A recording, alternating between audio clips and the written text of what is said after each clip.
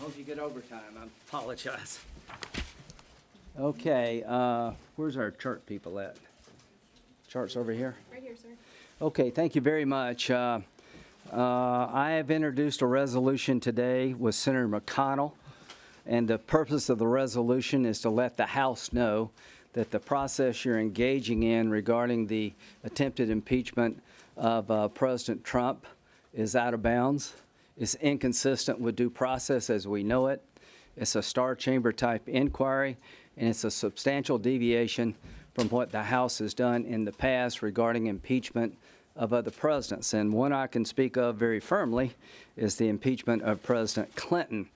So what I want to highlight here, well, no, this one. In 2019, Congressman Al Green wanted to open up an impeachment inquiry, which is the right way to do it, by the way. 137 Democrats voted with the GOP against impeaching President Trump. Not one Republican for an inquiry. And what's happened is that the attempt to open up an inquiry of impeachment against President Trump failed miserably. So they've created a new process that I think is very dangerous for the country. Instead of the judiciary looking at a potential impeachable offense, they've created a process in the Intel Committee that's behind closed doors, doesn't provide access to the president's accuser, shuts Republicans out for all practical purposes, and is a unworthy substitute for the way you need to do it, is at its core un-American. And I can tell you what we did in the past. Let's go to 98.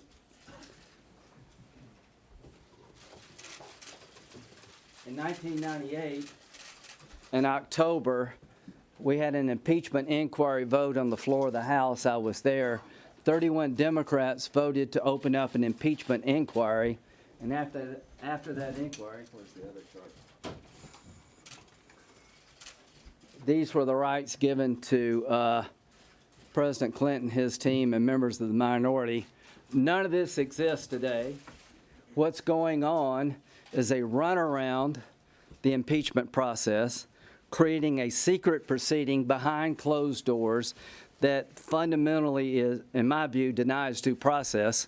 And when you're talking about removing the President of the United States, it seems to me you'd want to have a process that is consistent with who we are as Americans and consistent with what Bill Clinton was allowed to do, Richard Nixon was allowed to do, and the process in the House today, I think, is danger to the future of the presidency.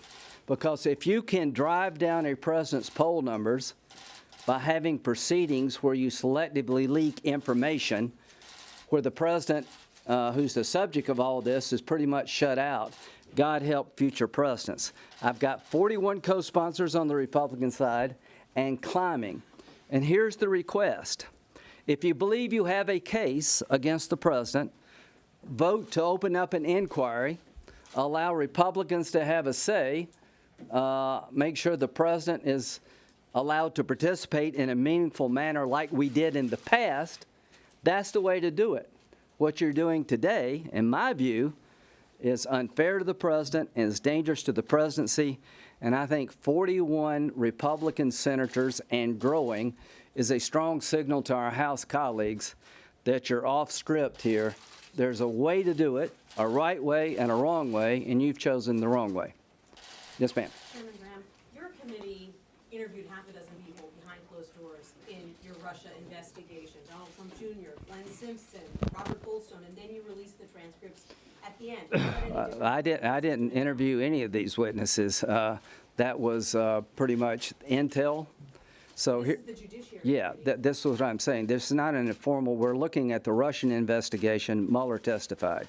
So this was all about Mueller. So here's what happened. Ken Starr spent almost 5 years looking at Clinton. He came before the committee. We had an impeachment inquiry vote. Ken Starr put forth to the Senate Judiciary Committee the 11 allegations against President Clinton. We passed 4 articles of impeachment based on the Starr report that was transparent, subject to cross-examination in public. It was a public hearing, and 2 of those articles passed the House. What Mueller did was investigate the president for 2 years, spent $25 million, and did not recommend any action. That's the difference. When it comes to impeachment messaging, it seems like the White House has changed course multiple times. At this point, Have you noticed? At this point, are you confident that you guys are on the same page? And is it the Hill now leading this messaging strategy? So I talked to Chief Staff Mulvaney. I think they're working on getting a messaging team together. You know, I was involved in impeachment of President Clinton. I know this sounds weird, but Clinton, look what he did. What he did is he had a team that was organized, had legal minds that could understand what was being said versus the legal proceedings in question, and they were on message every day. The President Clinton defended himself, but he never stopped being president. And I think one of the reasons that he survived is that the public may not have liked what the president had done, but believed that he was still able to do his job. And as he governed during impeachment, I think that was probably the single best thing he did, quite frankly, to avoid bad outcomes. I'm hoping that will become the model here. Senator, you've referred to Robert Mueller's investigation and Starr's investigation. Yeah. There is no prosecutor looking into the allegations that the combined House committees are looking into. Now, you were a prosecutor, sir. Would you ever have conducted an investigation in which your witnesses were allowed to speak in public and give other witnesses the opportunity? That's actually a very good point. I mean, during the whole Mueller investigation, I backed off of calling a lot of the key witnesses because I didn't want to get in his lane. Now, I'm being asked by Republican folks out in the Republican world, why don't you call Adam Schiff? Well, I think that would do a lot of damage to the country for a senator to call a member of the House. You have a speech and debate problem. But if you think Adam Schiff is a fact witness, why isn't Donald Trump a fact witness? The point is, that's not a process that I think will withstand scrutiny. Durham is looking at potential misconduct about things that happened in 2016, particularly involving the Ukraine. This isn't about 2016, Senator. This is about what the president has been doing with Ukraine along with his personal lawyer, and the Justice Department has declined to investigate. So what, I mean, there's no prosecutor looking into it, and so the House has to do the job of prosecutor. well, here's what I would say. Are you suggesting there needs to be a special counsel for Ukraine? I think that's, well, here's what I've been trying to get a special counsel to look at all things 2016 from our side. Mueller gave the Trump campaign a pretty good, it is to me. Here's the process. Why did I support Mueller? To me, there was a conflict at the Justice Department. Why did I introduce legislation that you can only fire Mueller for cause? Because I thought it was important for the country for somebody outside politics to look at this.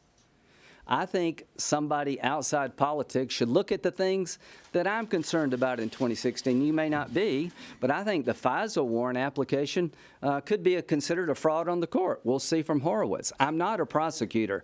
So when it comes to whether or not somebody other than the House should look at Ukraine, I want to look at all things. Sure. Yeah. Yeah. Senator, you say this is a secret and illegitimate process. What do you That's say- my view. And so what do you say to the argument that 47 of your Republican House colleagues who serve on these committees, they have the right to be in there? It's not secret, it's not it's bipartisan. I would say that if we pull this stunt, you'd be eating us alive. Can I follow up? Well, let me finish and let me tell you why. How many people have asked me about Bill Taylor's opening statement? All I can say is if we had Rudy Giuliani's opening statement and he said I did nothing wrong, I doubt if you would accept that. So 47 Republican House members feel like it's not working for them. They feel like that Volker's testimony has been selectively released. Radcliffe's cross-examination of Taylor is not available to you. So the people that you just named are as upset as I am. And here's what I would say. There's a way to do it. Give President Trump these rights that every other president, Nixon, Clinton, have had, and take a vote to allow the House to be on record authorizing this. This is a rogue action by a single committee of the House that has never done impeachment inquiries before, and I think it's dangerous to the presidency. Those 47 don't agree with you. In the case of Richard Nixon, Yeah. the House began its impeachment inquiry behind closed doors in October of 1973. Did they have a vote of inquiry? They did not have an impeachment resolution until months later in 1974. So it's similar to this. Here's what I'm saying.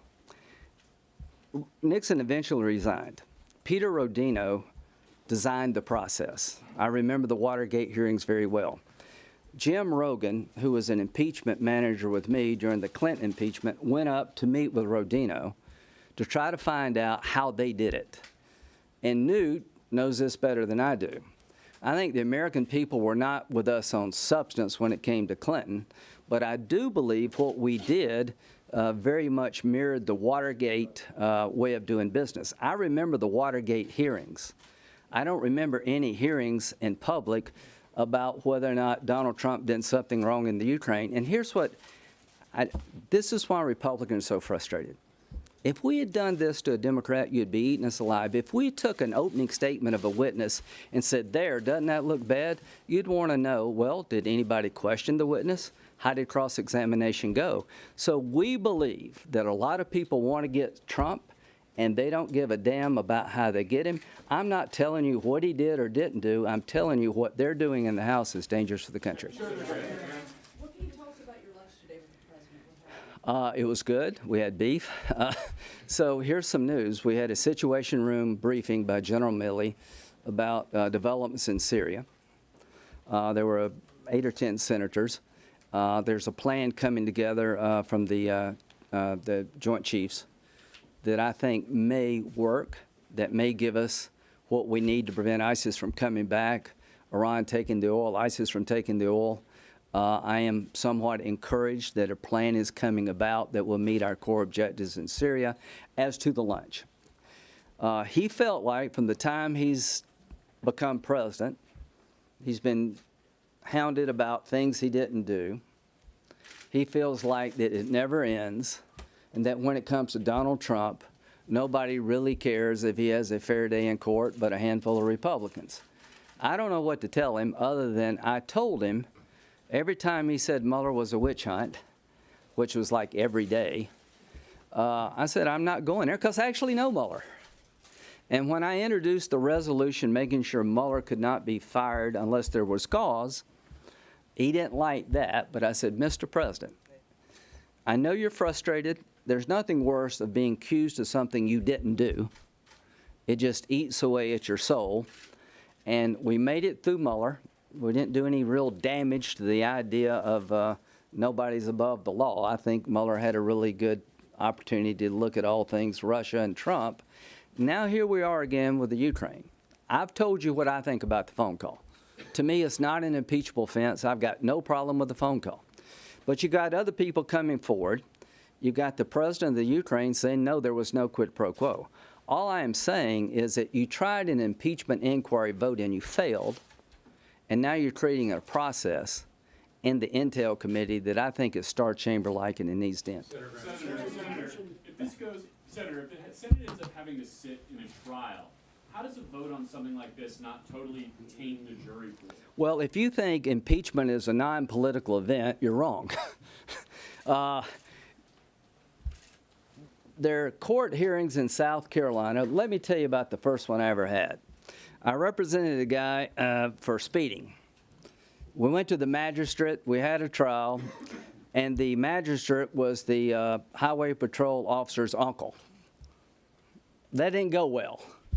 So what I am trying to say is at the end of the day, the Senate should be letting the House know that if you're going to continue this kind of process and it results in articles of impeachment, we do not consider this, in my view, I consider it to be out of bounds with what we've done in the past, void of basic due process. We're not telling the House you can't impeach the president. What we're telling the House, 41 of us, that there's a right way to do it and a wrong way to do it.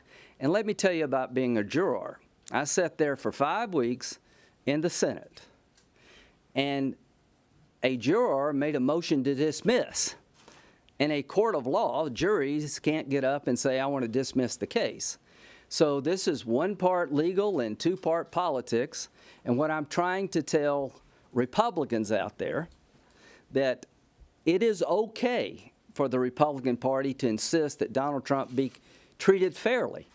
And a lot of senators are going to tell you, since I may be a juror, I don't want to comment on substance.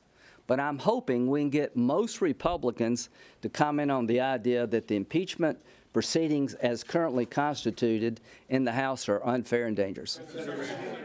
Yes, sir. Didn't House Republicans use closed-door depositions prior to public hearings during the Clinton impeachment? Yeah, right. Why was it okay then, but you don't like it now? We, in October of 1998, we authorized impeachment as a body with 31 members saying, do an inquiry. Some were behind closed doors, but the inquiry itself became very public.